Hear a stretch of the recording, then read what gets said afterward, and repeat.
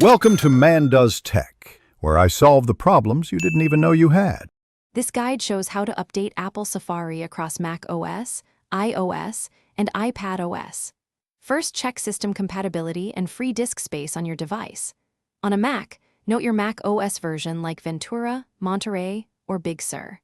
Confirm that you have an administrator account and your Apple ID signed in for App Store updates.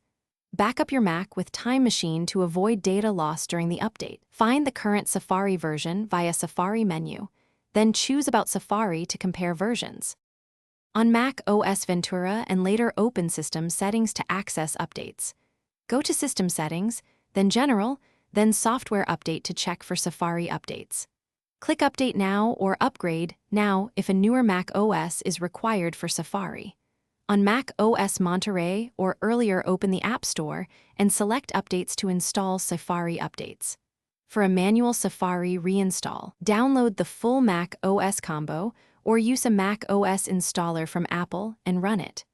Restart your Mac after installation to complete Safari update steps. To update Safari on an iPhone or iPad, open Settings and tap General. Then tap Software Update to download and install iOS or iPad OS updates that include Safari improvements. Enable automatic updates under Software Update to install future Safari updates automatically overnight.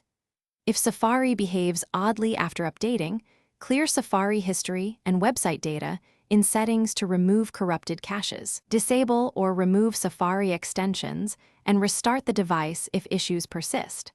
Finally, check Safari version again. Thanks for watching. If you found this helpful, don't forget to like and subscribe.